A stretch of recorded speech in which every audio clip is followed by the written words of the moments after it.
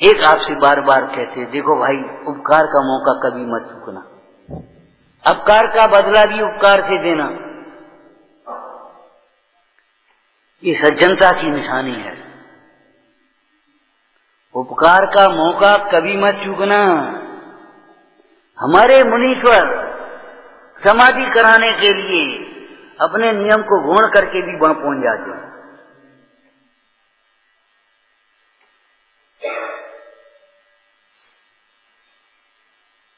बिना कोई चाह के, उनकी हमें कौन मतलब है, हमें क्या लेना देना तुमसे? अरे नहीं, लेना देना क्यों, तुम्हारे माध्यम से हमें धर्म ध्यान करना है। ये मत सोचना, अगर आप नहीं होगे तो हम सुनाए किसको रहेगा। श्रोता का भी उपकार है और प्रबुद्ध श्रोता का बहुत उपकार है। प्रबुद्ध श्रोता, योग्य शिष्य का, योग्य पुत्र का गुरु के प्रति भी बहुत उपकार है। गुरु का शिष्य के प्रति तो इतना उपकार है, जीवन भर उससे उड़न नहीं हो पाएगा, लेकिन शिष्य का गुरु के प्रति उपकार है। शिष्य विनयवान है तो गुरु को प्रसन्नता देता है।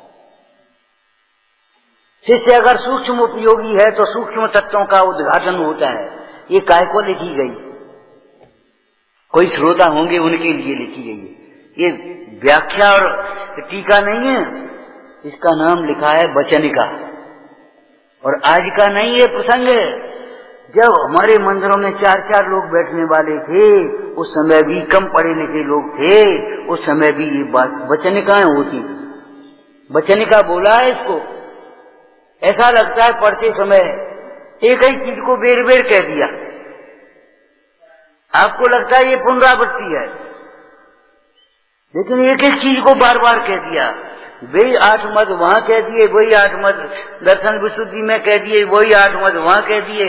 4-4 जगह एक ही प्रसंग लिखा है। ऐसा लगता है जैसे पंडित जी सामने बैठ करके लाड़ से, प्यार से, ताड़ना से समझा रहे हैं। भो भव्य भू आत्मन भी कहा और रे पापी ऐसे भी बोला।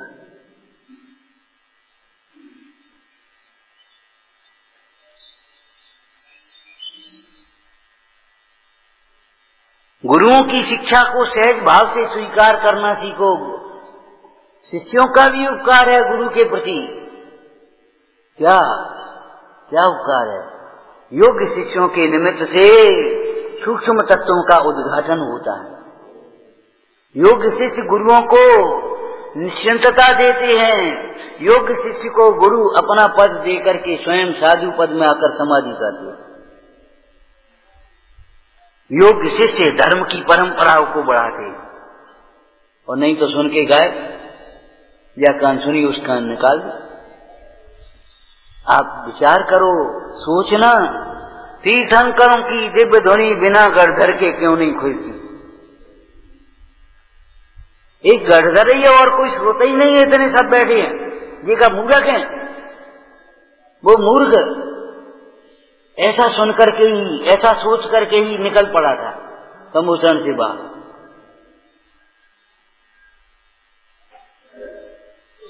अरे इन सब की अपनी अपना स्थान है, अनादर नहीं है। हमने कहा भाई साहब यहाँ आना, तो आपका अनादर नहीं हो गया इसमें? कोई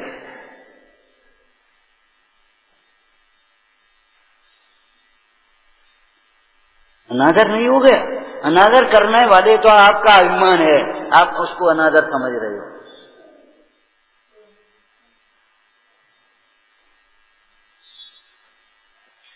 योग्य शिष्य के निमित्त से शास्त्रों की टीकाएं लिखी गई, शास्त्र लिखे गए, शास्त्रों के व्याख्यान हुए। काय के लिए हुए? किनके लिए हुए? तीर्थंकरों की ध्वनि गढ़धर होने पर क्यों खुलती है? कि गढ़धर में ऐसी ताकत है, ऐसा उसका क्षयोपम है, वो द्वादशांग की रचना कर पाता, हर आदमी थोड़ी कर दे। तीर्थंकर की ध्वनि गढ़धर ने सुनी, अंग रचे चुन ज्ञानमय। ये तो और सुरता तो सुन करके चले जाएंगे, योग्यता प्रमाण ग्रहण करेंगे, व्रत ग्रहण करेंगे, संयम ग्रहण करेंगे, लेकिन वो गढ़धर तो उसके द्वारा द्वादशांग की रचना करे। इस धर्म की परंपरा को आगे बढ़ाएगा।